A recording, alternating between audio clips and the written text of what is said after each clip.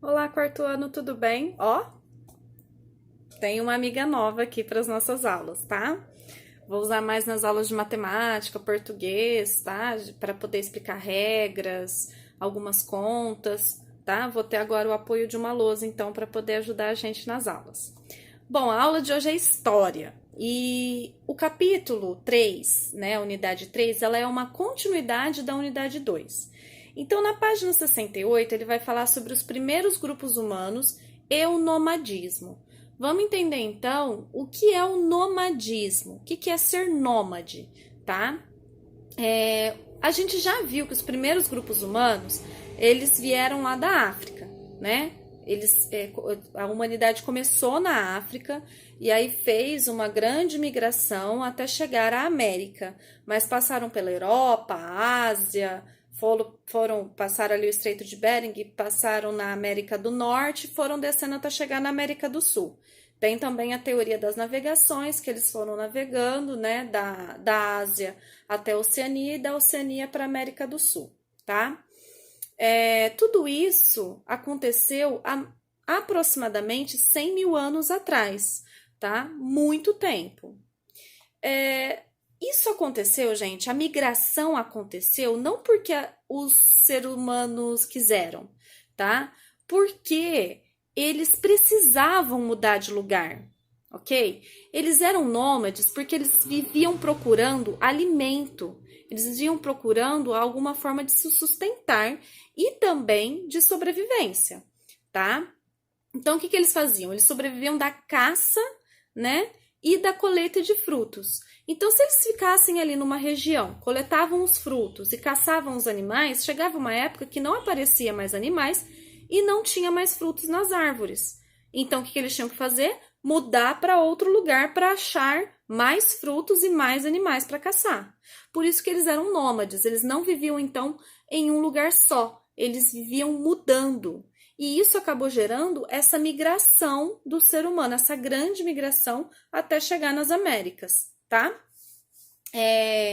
Então, na página 68, ele vai falar sobre isso, ele vai falar o que é o nômade, né? Que não possui moradia fixa e mudam de lugar com frequência. Esses são os nômades.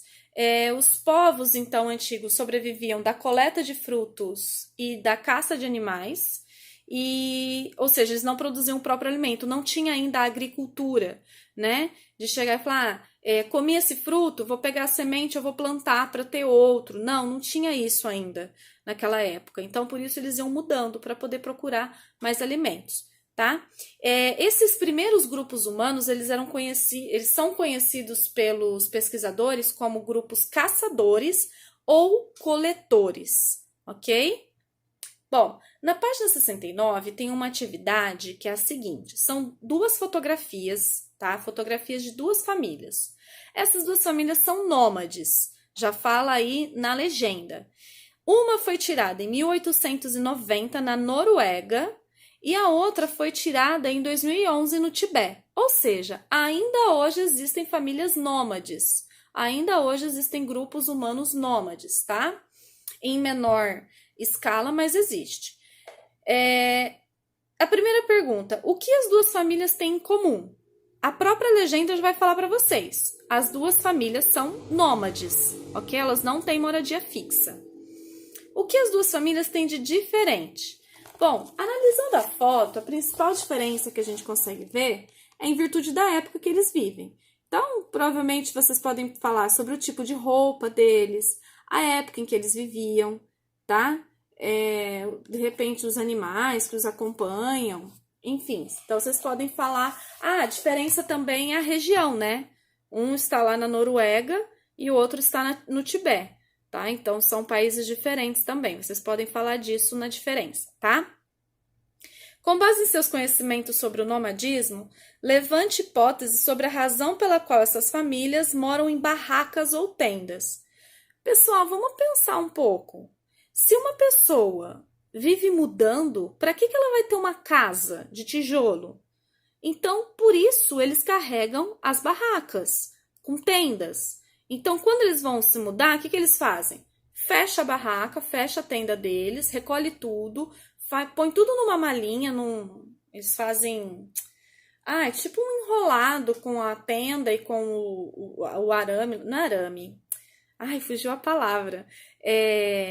Eles se apoiam em pedaços de madeira, tá? Então eles pegam, amarram tudo isso e vai levando para onde eles forem. Aí chegou no lugar onde eles vão morar, vai lá, monta a barraquinha e fica lá pelo tempo que eles acharem necessário, pelo tempo que for necessário para eles, tá? Bom, na página 70 nós vamos falar sobre a pré-história brasileira, tá? Os primeiros povos, né, aqui no Brasil, foi descoberto na região de Lagoa Santa, em Minas Gerais, tá?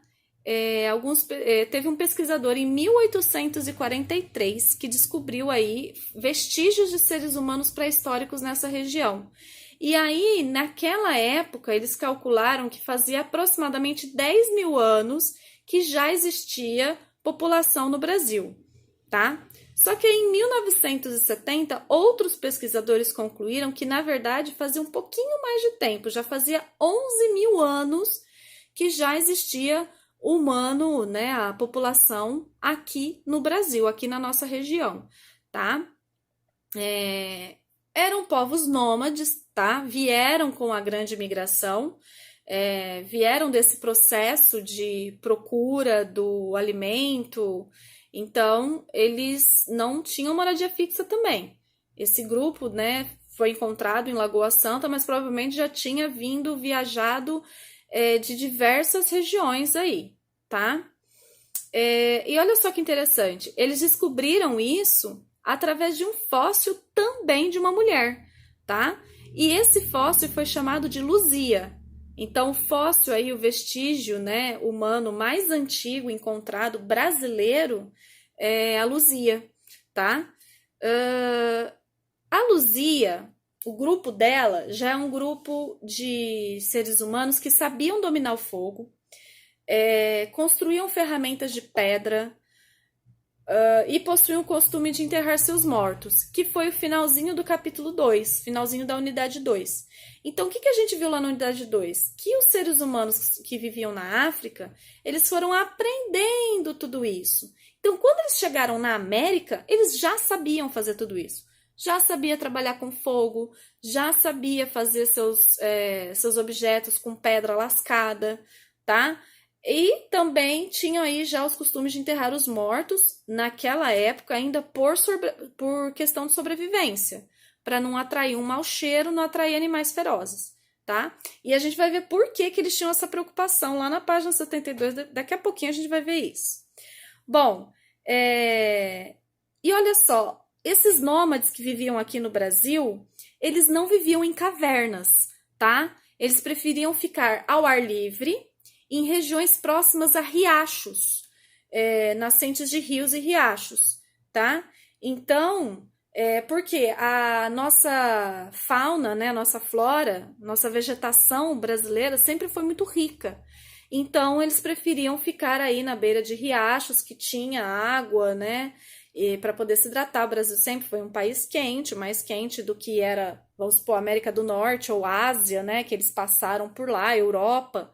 Então, quando chegaram aqui na América do Sul, que é uma região um pouco mais quente, mais especificamente no Brasil, tinham essa necessidade de ficar mais perto de riachos, tá? Então, os povos nômades do Brasil não viviam em cavernas, tá? Os povos pré-históricos do Brasil não viviam em cavernas, tá certo? E olha só, lá na página 72 vai falar sobre a megafauna brasileira. O que é a megafauna brasileira? Tá? A gente viu um pouquinho disso nos beats já há 2 semanas, se eu não me engano, há 2 semanas atrás.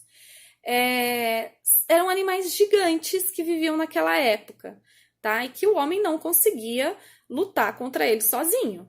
Então, o que acontece? Eles acabaram desaparecendo, esses animais, por causa da mudança de temperatura e também o ser humano acabou dominando cada vez mais o espaço, né? Então, esses animais chegou uma época que não conseguiram mais sobreviver e acabaram entrando em extinção há aproximadamente 10 mil anos atrás, tá?